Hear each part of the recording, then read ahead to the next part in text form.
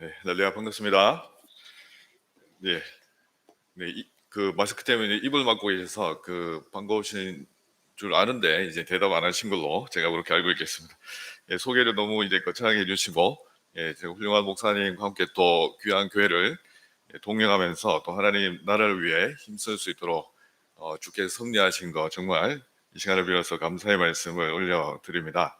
오늘 주일에는 이제 공적으로 제가 하나님의 말씀을 여러분들과 이제 처음 나누게 되는데, 특별히 오늘 저는 이제 복음이 무엇인지 좀 이제 간략하게 말씀드리고, 또 처음이니까 원래 설교자가 처음 와서 이제 자기 오픈도 좀 하고, 또 어떻게 제가 이제 지내왔고, 또 성장 과정 속에서 주님을 어떻게 만나게 되었는지 이제 간략하게 좀 이제 언급을 드리고, 이제 복음을 좀 나누도록 하겠습니다. 저는 그 시간에 특별히 로마서를 기록한 이제 바울의 심정으로 이제 이 자리에 서 있습니다. 십자가의 복음을 이제 말씀드리고 싶은 이 열정으로 여러분 앞에 이제 서 있습니다.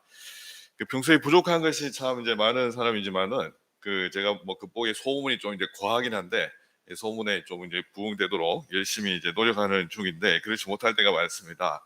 저는 뭐 그런 소문에 이제 연연하지 않습니다. 뭐 이렇게 많이 알려지고 뭐 사람들에게 잊혀지고 거기에 별로 신경을 쓰지 않고, 십자가의 복음 이것이 무엇인지 이제 가는 곳마다 또 불러주시는 곳마다 이제 증거하라는 사명을 주님께 분명히 받았습니다. 사명자들은 그 복음을 경험적으로 깨달은 사람입니다. 복음을 우리가 머리로 이제 지식으로 습득하고 교리 공부도 열심히 해야 되겠지만은 이제 그런 당연한 사실이고, 그 복음의 내용이 가리키는 그 실체를 이제 경험적으로 이제 깨닫고 삼위 하나님의 임재를 충만히 경험한 사람들이 바로 하나님의 자녀라는 것입니다. 교회를 영광스럽게 하는 이 복음의 능력, 이것이 오늘 우리 푸른숲 교회에 강력하게 임재하기를 이제 소원합니다. 여기 있는 여러분들께서 아마 복음을 다 알고 계실 것입니다. 그 복음이 여러분들이 어떤 의미로 다가오고 있습니까? 복음이 무엇이라고 여러분들 설명하실 수 있겠습니까? 예, 교리적으로 정리된 문장, 당연하게 우리가 이제 정확하게 인식을 하고 이제 설명을 할 수 있어야 됩니다. 그러나 이제 그거 이상으로 우리 가야 됩니다. 그 문장들이 성경 구절들이 가리키는 그 실체를 경험해야 됩니다. 이거는 이제 관계적이라는 것입니다. 하나님을 사랑하는 이 마음으로 이제 흘러나와야 됩니다. 교회를 아무리 오래 다녀도 복음이 뭔지 모른 채 뭐 일반적인 설명을 하지만은 이제 그냥 교회당에 왔다 갔다 하는 분들이 많습니다. 신앙의 연수와 이게 전혀 상관이 없습니다. 우선 복음을 그 존재로 말해보라고 하면은 이제 무엇이라고 답변해야 됩니까? 이제 복음은 이제 예수 그리스도 이렇게 답변하시면 됩니다. 또는 삼위일체 하나님이 복음이다. 이 존 파이프 뭐 책 제목이긴 한데요. 그 복음의 실체는 이제 그 그리스도입니다. 예수 그리스도라는 것입니다. 근데 이제 복음은 예수님이다 이제 이렇게 말하고 그냥 아무렇지 않게 가만히 있으면 이제 저희 곤란하고, 복음은 뭐 여러 가지로 이제 정의될 수 있습니다. 언제 한번 상세하게 한번 좀 나누도록 하겠습니다. 이 복음은 또 사건으로도 정의될 수 있습니다. 복음은 우리에게 유일한 사건으로 다가가야 됩니다. 하나의 철학적인 개념이나 뭐 사상 뭐 이런 것이 아니라 우리의 존재를 뒤흔들 하나의 사건으로 인식이 되어야 된다는 것입니다. 처음에 복음을 믿고 교회당에 오는 계기는 다양할 수가 있습니다. 처음에 뭐 세상 사람인지 교인인지 모를 정도로 그냥 왔다 갔다 하다가도 점점 복음이 무엇인지 내 인생 하나의 사건으로 분명히 경험되고, 정말 이 복음에 나의 어떤 일상의 의미들이 이제 이 복음을 통해서 재해석되고, 정말 이 복음이 나의 인생을 이끌어간다는 이런 고백이 이제 흘러 나와야 된다는 것입니다. 여러분, 복음을 사건으로 말해보라고 하면 무엇입니까? 복음 사건이 있습니다. 절대 부정할 수 없게 하나님께서 역사 안에 일으키신 복음 사건이 있습니다. 그 2000년 전이란 바로 그 십자가의 죽으심과 부활입니다. 이걸 가리켜서 복음 사건이라고 합니다. 사랑하는 우리 성도 여러분, 2000년 전에 일어난 이 십자가와 부활, 이거 지금 우리와 무슨 상관이 있는지 한번 진지하게 고민해 보셨습니까? 자, 그리스도 십자가 앞에서 여러분의 있는 모습 그대로를 노출시켜서 정말 우리의 죄됨을, 나의 죄됨을 생생하게 깨닫고 정말 이 십자가 때문에 살아있는 의미가 부여되고 하나님께서 나의 인생을 이 십자가의 능력으로 이끌어 가신다는 사실, 정말 이거 진짜로 깨달아 본 경험이 있습니까? 여러분, 십자가가 왜 복음일까요? 십자가는 여러 가지 의미들이 있습니다. 그중에 우리 죄 문제와 연결시켜서 생각해 보면 십자가는 우리가 받을 이 죄의 형벌을 그리스도께서 그 대신 받으셨기 때문에 복음이라는 것입니다. 십자가에서 우리가 죽는다고 죄 문제가 해결되는 것이 아닙니다. 예전에 제가 어느 교회에서 이제 교육부서를 또 담당했을 때, 이제 그 교회가 뭐 그렇게 큰 교회는 아닙니다. 조그만 교회라서 교육부서 전체를 제가 다 담당했는데요. 어느 날 이제 그 여고생 한 명이 막 복음을 깨달은 감격으로 깊이 이렇게 막 간증을 이렇게 하기 시작하는데 굉장히 대견해 했습니다. 근데 내용을 찬찬히 들어보니까 목사님, 예수님 불쌍해 죽겠어요 막 이러는 거예요. 갑자기 불쌍하다는 말을 할까 이렇게 했는데 그 제가 그냥 죽으면 되는데 예수님 나 때문에 죽으신 거잖아요. 예수님 불쌍해 죽겠어요 이렇게 말은 좀 하는데 이제 굉장히 대견하면서도 뭔가 2% 부족한 느낌이 올라오는 거예요. 여러분 혹시 감 잡으셨습니까? 십자가는 당연히 이제 우리 인간적인 어떤 슬픔과 어떤 고뇌가 이제 느껴지는 것이 정상이지만은 예수님이 불쌍하기 때문에 우는 게 아니에요, 우리가.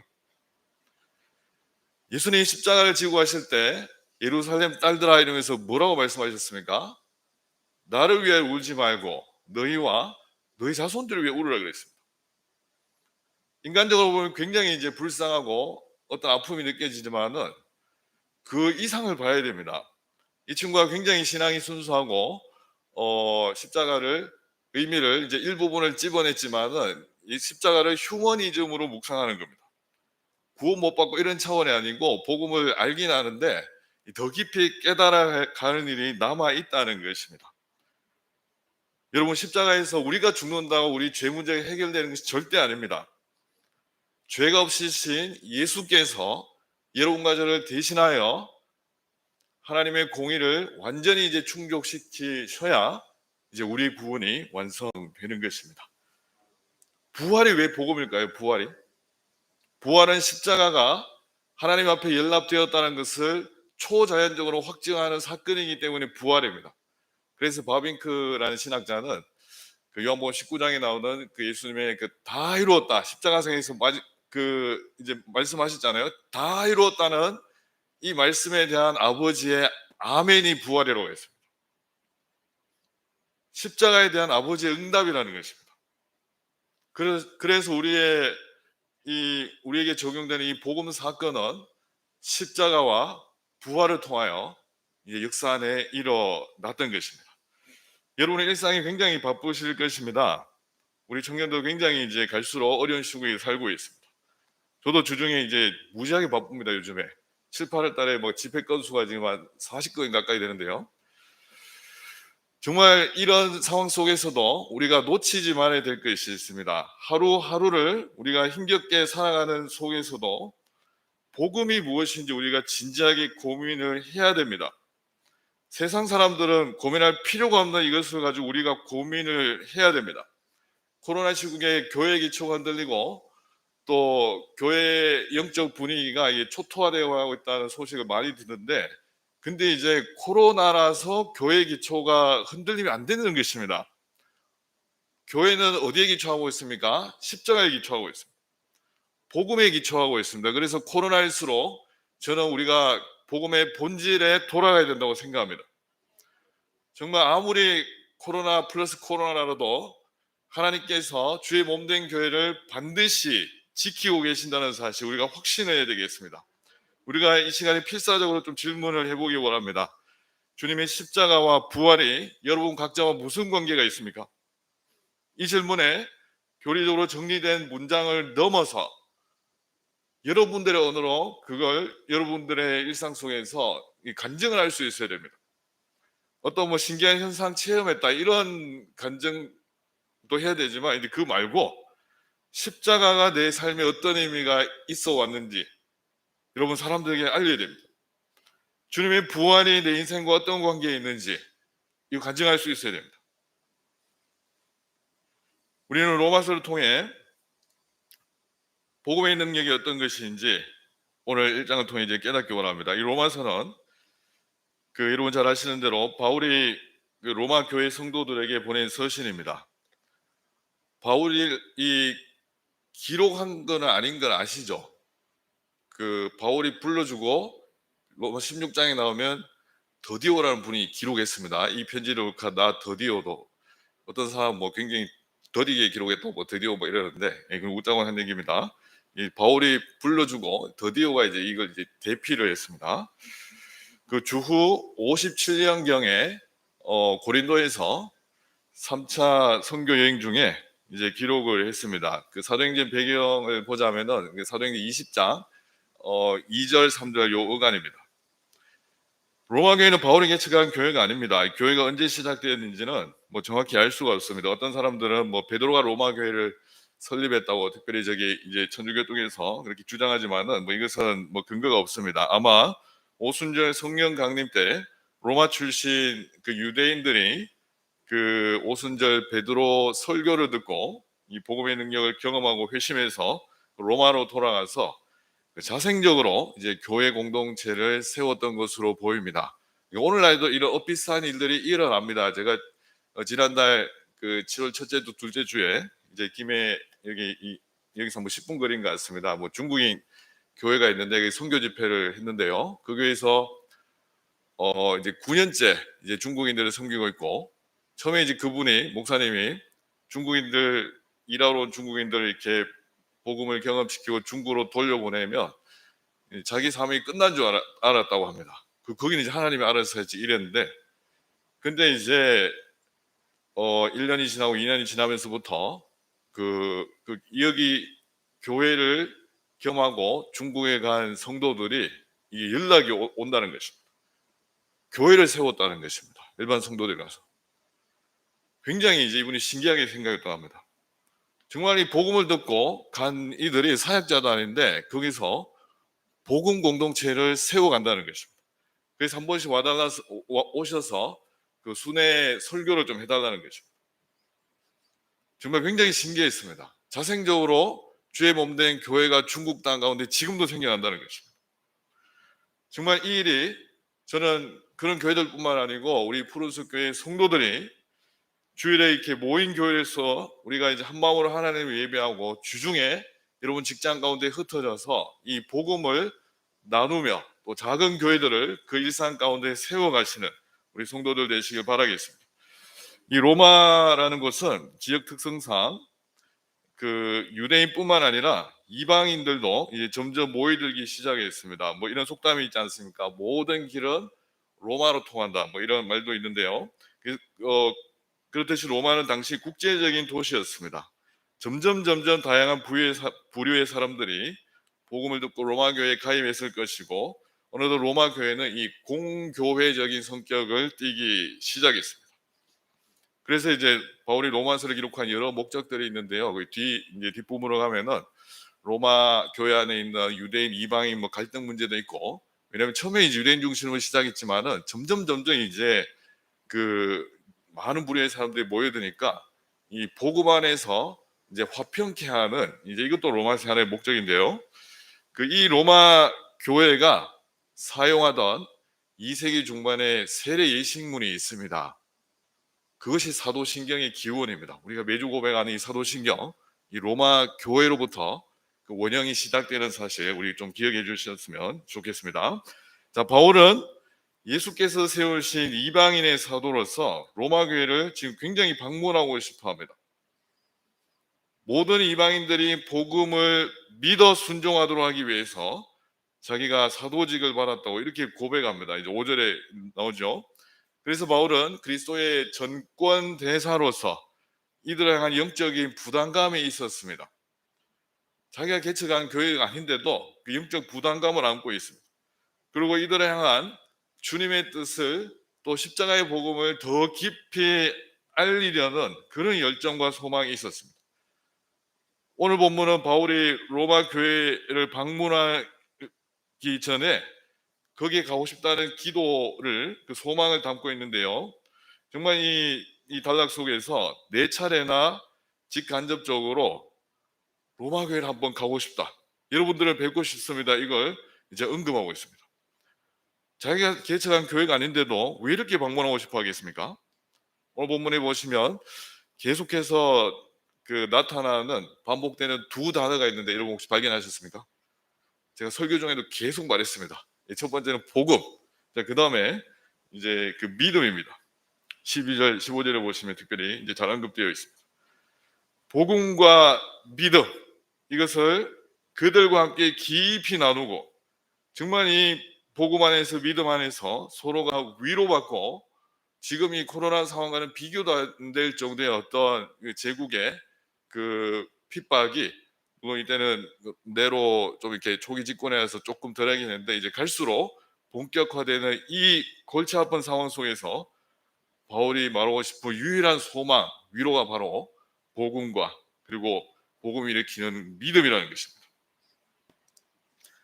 16장의 일부 성도들 빼고는 대부분 개인적인 친분이 없는 상태입니다.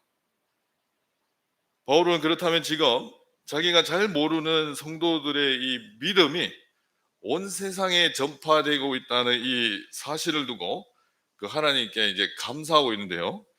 자, 우리를 치면 이렇습니다. 우리가 한 번도 가본 적이 없는 외국의 어떤 그러니까 선교지나 아니면 우리 교회가 아니고 다른 교회의 어떤 이제 교회에서 예수 믿는 성도들이 자꾸 생겨난다는 이 사실이 이제 감사하다는 것입니다. 굉장히 감사 제목이 신기하지 않습니까? 우리의 감사 제목을 한번 좀 이렇게 점검해 봐야 되겠습니다. 하나님의 뜻이 열방 가운데 실현되고 있다는 이 사실 자체가 감사하다는 것입니다. 바울은 자기의 사명의식이 늘 있었습니다. 바울의 사명이 뭐죠? 아까 언급드린 5절에 모든 이방인들이 복음을 믿어 순종하도록 이 일에 헌신하는 것이 자기의 사명입니다. 믿어 순종하도록. 원문에 이제 믿음의 순종이라고 되어 있습니다. 이 똑같은 표현이 로마서 1장에 나오지만 16장 마지막에도 또 나옵니다. 믿음의 순종, 믿음의 순종. 그래서 로마서의 큰 구조 중에 하나가 믿음의 순종입니다. 믿음과 순종은 항상 같이 붙어 다닙니다. 바울은 이 믿음의 순종을 일으키려고 열방을 향한 열정을 가지고 있었습니다. 이런 점에서 바울은 열방을 품는 선교사였습니다. 그래서 감사하다는 겁니다. 예수님을 믿는 믿음과 순종이 생겨난 곳마다 자기의 어떤 상황과 관계없이 그 자체가 감사하다는 겁니다. 자, 믿음의 순종이라는 것은 이제 교리적인 설명을 조금 하겠습니다. 우선 두 가지 뜻입니다. 뭘까요? 믿음에서 비롯된 순종이라는 뜻입니다. 믿음에서 비롯된 순종이라는 것입니다. 그냥 순종이 아니고 우리가 이제 순종, 행함 이걸 볼 때 구원하는 믿음이 없어도 이제 우리보다 더 윤리적이고 도덕적으로 탁월하게 사는 세상 사람들이 실제로 많습니다. 근데 그들의 행함과 우리의 행함 또는 순종, 이것이 좀 다른 개념입니다. 겉보기에는 어떤 화려하게 고상하게 보일지라도 믿음에서 올라오는 행함은 순종은 아니라는 것입니다. 여기서 우리가 반응을 잘했는데 어떤 분들은 예수 안 믿는 유형을 바로 지옥 뗄감이라고 막 저주성 발언을 자꾸 하시는데, 그런 발언을 좀 삼가하시고, 우리는 그들보다 더 윤리적으로 살 수 있는 복음의 능력이 있음에도 불구하고 그렇지 못하는 사실을 두고 또 우리 반성부터 좀 했으면 좋겠습니다. 세상 사람들이 추구하는 높은 윤리의 기준이 제가 볼 때는 우리의 최소 기준이 되어야 됩니다. 여러분 그렇잖아요, 그죠? 우리는 말씀대로 살아낼 수 있는 이 능력을 소유하고 있습니다. 산상수훈, 그냥 이상적인 기준만이 아니고 여러분과 저의 일상에 적용하고 실제로 그렇게 살아야 되는 천국 백성의 법칙입니다. 막연한 이상으로 생각하지 마시기 바랍니다. 우리는 세상을 개혁하는 사명을 띠고 있습니다. 개혁한다고 무슨 데모하고 선동하는 그런 느낌의 개혁이 아니고 십자가의 방법으로 우리는 세상을 향하여 도전해야 됩니다. 세상 사람들이 이렇게 말할 수 있어야 됩니다. 너 예수 믿는 사람들 보니까 우리 양심 찔려서 못 살겠다. 좀 이런 원망을 우리가 좀 들어야 됩니다. 그게 이제 믿음의 순종이라는 것입니다. 믿음의 순종, 또 다른 뜻이 있습니다. 뭐 사실 뭐 같은 맥락이긴 한데 믿음이라고도 하는 순종, 이런 뜻입니다. 이거는 이제 신학자 토머스 슈라이너 학자가 이제 그 주석에 그렇게 이제 표현하고 있습니다. 믿음이라고도 하는 순종. 그러니까 믿음과 순종이 다른 말이 아니라 이제 같다는 것입니다. 개념 자체가 뭐 다 똑같다 이런 이제 뜻은 아니고 믿음에 순종한다는 것입니다. 그리고 순종하는 사람은 복음을 믿는다는 것입니다. 이거 따로 떼면 안 되는 것입니다. 믿음의 순종, 바울의 사명 의식과 연결된 것만이 아니라 우리 푸른숲교회 모든 성도들이 일상 가운데 실천하시는 이제 그런 삶의 원리가 될 수 있길 바라겠습니다. 바울의 감사를 통해 그 우리의 감사를 이제 좀 더 구체적으로 점검해 보기 원하는데요. 보통 우리는 어떻게 감사하죠? 내가 부족한 것이 내가 원하는 방식대로 채워지면은 이제 하나님께 기도응답 받았다고 이제 감사를 보통 합니다. 물론 감사해야 되죠. 제가 볼 때는 이것은 당연히 표현해야 된 도리인 것 같고, 성경이 말하는 이 믿음, 이 감사는 자 어떤 차원에 있냐면요. 히브리서 11장 1절 어떻게 고백하고 있습니까? 믿음은 바라는 것들의 실상이요, 보이지 않는 것들의 증거라고 이렇게 이제 말씀하고 있습니다. 자, 믿음이 뭐냐면은 아직 이루어지지 않은 사실을 두고 그걸 바라보고 확신하고 믿는 것이, 그게 믿음이라는 것입니다. 그걸 감사해야 된다는 것입니다. 이루어진 사실을 두고도 당연히 감사해야 되지만 아직 이루어지지 않은 사실을 두고 감사하는 게 진짜 믿음이라는 것입니다. 사도 바울이 지금 그런 감사를 보여주고 있습니다. 여기 보면 온 세상이, 너희 믿음이 온 세상에 전파된다고 했는데 사실 이게 유대인들이 쓰는 좀 이제 과장법이거든요. 이제 초대교회 어떤 상황을 보면은 이제 일반 역사 문헌에 보면은 교인들 숫자가 그렇게 많지 않았어요. 근데 온 세상에 너희 믿음이 지금 전파되고 있다, 이 말은 바울이 어떤 그렇게 하나님께서 하시겠다는 어떤 선제적 의미가 담겨 있는 것입니다. 열방을 향한 하나님의 뜻이 온 세상 가운데 이루어질 거라는 그 감사가 지금 미리 이렇게 하는 것입니다. 열방을 향한 하나님의 거룩한 뜻이 무엇입니까? 모든 나라 사람들이 예수 그리스도를 믿어 순종하는 것입니다. 자, 9절에서 바울이 이렇게 고백하고 있는데요. 내 기도에 쉬지 않고 항상 내 기도에 쉬지 않고 너희를 말하며. 자, 자기가 잘 모르는 성도를 위하여 쉬지 않고 지금 기도한다고 말씀하고 있는데, 기도하는 내용이 무엇일까요? 5절과 관련지어 볼 때 기도할 때마다 항상 그들을 이제 말한다는 것은 뭘 위해서 기도하는 걸까요? 예수님을 믿어 더욱 순종하도록 기도했던 것이 틀림이 없습니다. 근데 더 놀라운 사실은 그가 이렇게 기도한다는 사실에 증인을 불러드리는데, 누굴 증인으로 불러드리고 있습니까? 하나님이 내 증인이 되신다는 겁니다. 함부로 이런 말 하면 안 되거든요. 그게 진짜일 때 하나님이 나의 증인이십니다, 이렇게 고백해요. 또 바울이 이렇게 그들을 위해 이렇게 기도하는 이유가 이제 무엇이냐면은 그 10절에 잘 나타나는데, 10절 한번 읽어 주시기 바랍니다. 10절입니다. 어떻게 하든지 이제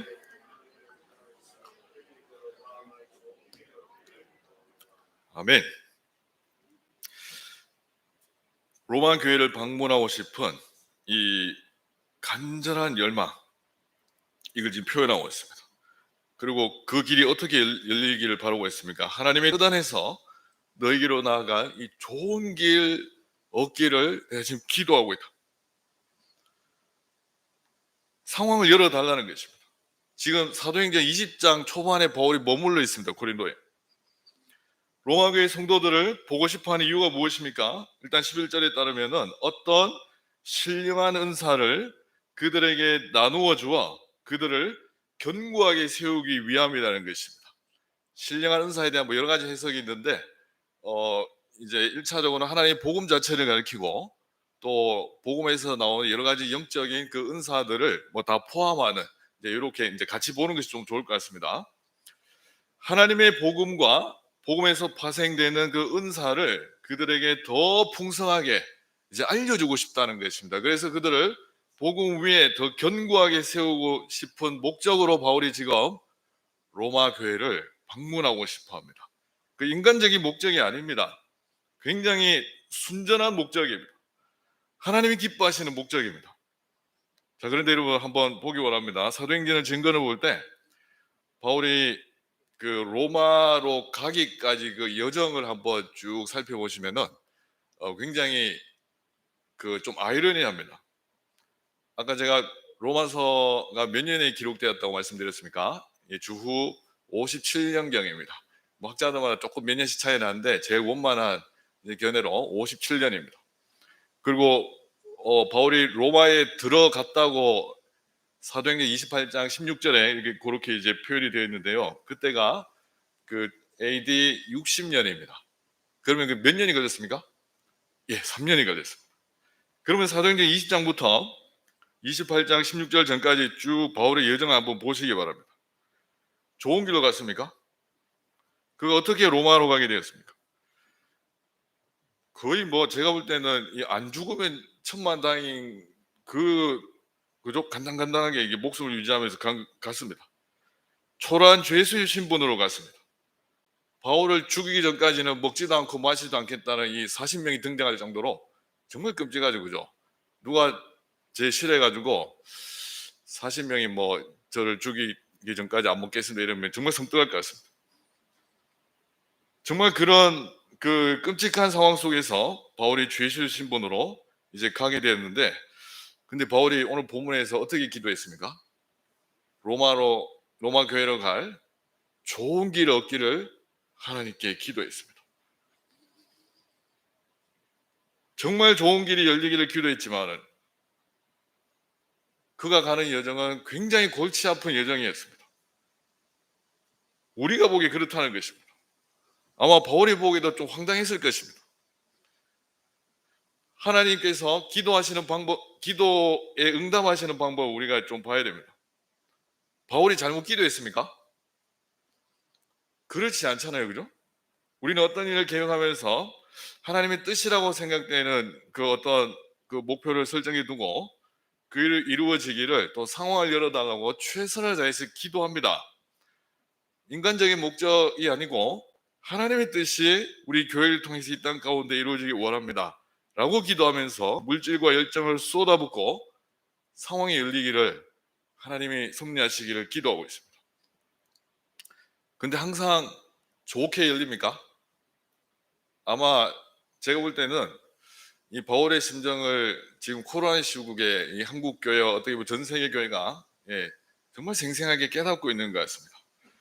우리는 정말 상황이 열리기를, 좋은 길 열리기를 기도하는데 하나님은 우리가 보기에 별로 좋지 않은 길로 인도하실 때도 많습니다. 하나님의 생각과 우리 생각이 다르다는 것입니다. 이때 우리가 반응을 잘해야 됩니다. 내가 뭐 잘못했나? 기도 잘못했나? 이것이 아니고, 왜냐하면 아무리 생각해도 뭐 내 개인적인 욕심과 야망 때문에 기도한 게 아닌데 상황이 계속 그렇게 될 때가 있다는 것입니다. 바울이 그렇잖아요. 복음의 능력을 더 깨닫게 해주고 싶은 이 목적으로 정말 그들에게 신령한 은사를 나누어 주어서 믿음을 견고하게 하는 이 목적으로 기도했는데, 근데 이제 가는 길이 아마 정말 힘들었다는 거 이제 우리가 쉽게 알 수 있습니다. 하나님 보시기에 정말 좋은 길이 이거였다는 것입니다. 우리가 근데 잘 생각해야 됩니다. 하나님은 바울을 이런 상황으로 밀어 넣으시고 그 하나님의 마음이 어땠을까요? 정말 마음 졸이시면서 마음 아파하고 계셨을지도 모르겠습니다. 마치 이제 우리 부모님들이 자녀가 원하는 대로 어릴 때는 무조건 뭐 다 이렇게 아기들이 전능자인 것처럼 다 해줘야 이제 발달 과정 그렇게 해야 되는데, 이제 나중에 이게 지나면서 그 좀 전문용어로 욕구 지연 훈련 뭐 이런 거 아시죠, 그죠? 그러니까 이제 자기 하고 싶은 대로 안 된다는 걸 좀 가르쳐 주려는 의도로 때로는 힘든 상황을 그냥 우리가 부모들이 지켜보기도 한데, 아마 이제 그런 심정으로 하나님께서 지켜보고 계셨던 것 같습니다. 하나님께서 이렇게 응답하신 이유 중에 하나가 16절에서 이제 저는 유추해 봤는데 16절 우리가 같이 읽어볼까요? 시작. 내가 복음을 부끄러워하지 아니하노니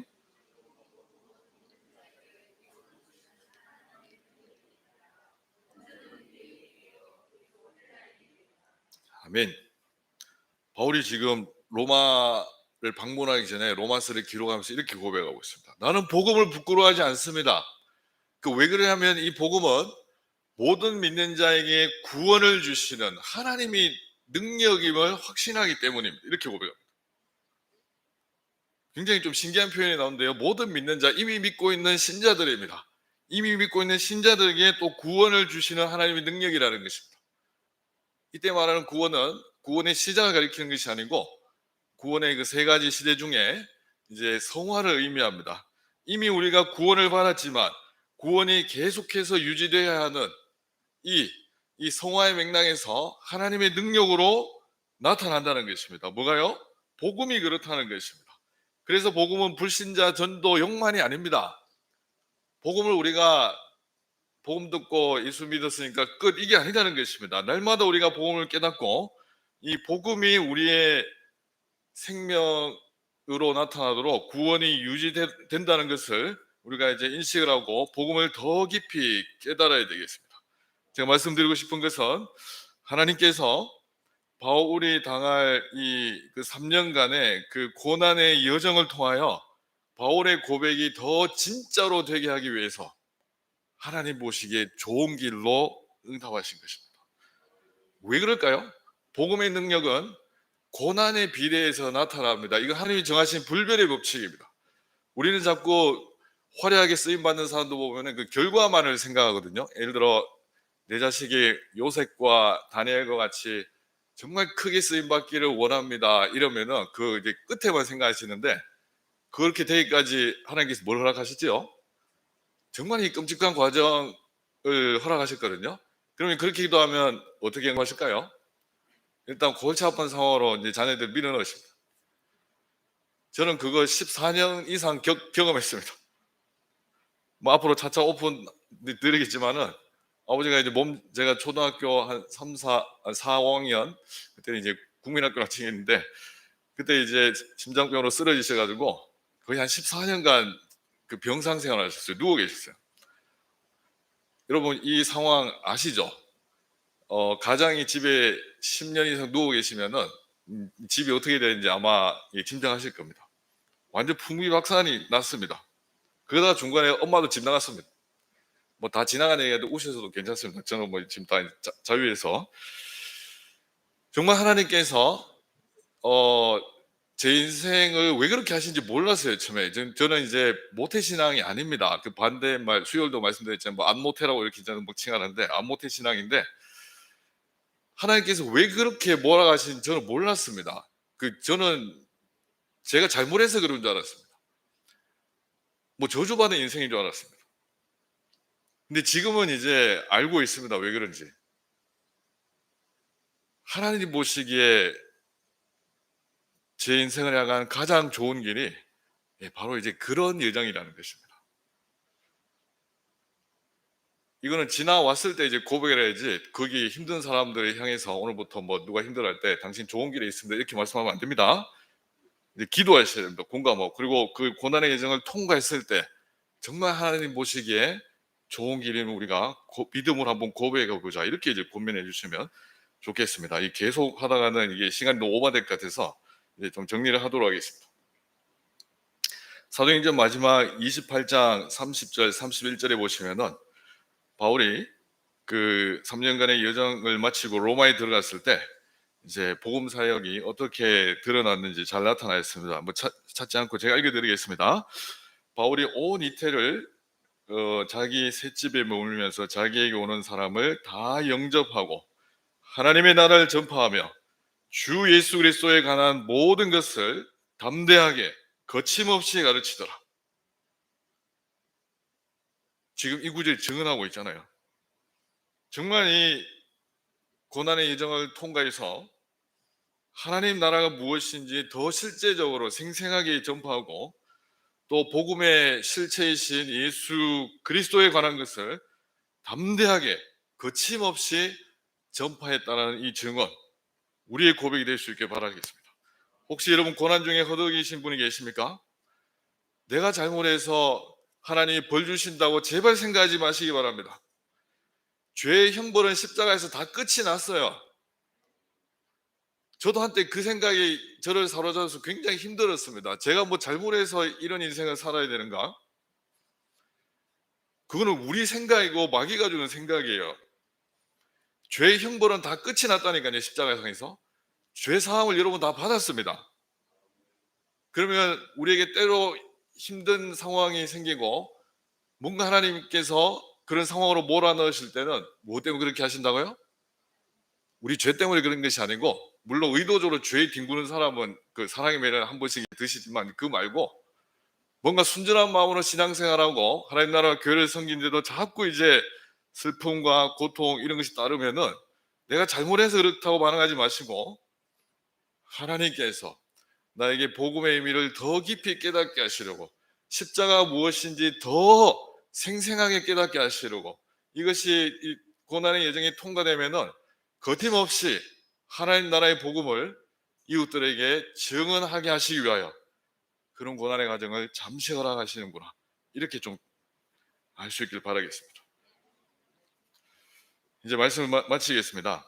정말 이번 한 주 또 여러분들 주중에서 치열한 이 삶의 현장에 이제 들어갈 것입니다. 정말 갈수록 믿음을 지키기 힘든 이 상황 속에서 우리가 영원한 하나님 나라를 소망하면서 십자가가 무엇인지, 또 복음이 나에게, 부활이 나에게 어떤 의미인지 한 주간 삶의 일상의 부분들을 통하여 깨달을 수 있는 우리 모든 성도들이 되실 수 있기를 주님 이름으로 축복합니다. 네, 기도하겠습니다. 살아계신 하나님, 부족한 종이 이 자리에 서서 하나님의 말씀을 대언했습니다. 우리에게 선물로 허락하신 이 복음, 하나님의 존재 자체가 복음이시고 또 역사 안에 십자가와 부활을 복음 사건으로 남겨두셔서 정말 대대로 이 복음이 죄인들에게 적용되어서 우리에게 정말 이 은혜로 나타나는 이 감격스러운 복음 사건, 오늘 이 푸른숲 교회, 우리 교회에 나타나서 이 기미 지역을 향해서 날마다 복음의 능력이 흘러가기를 소원합니다. 정말 우리 담임 목사님을 기억하시고 성령의 능력으로 붙잡으셔서 정말 우리를 목양하실 때 부족함이 없도록 인도하여 주시고, 십자가의 복음이 실제 경험으로 더욱 충만하게 나타나서 우리 교회 가운데 하나님의 능력으로 나타날 수 있도록 은혜를 허락하여 주시옵소서. 모든 말씀 우리 주 예수님의 이름으로 기도드립니다. 아멘.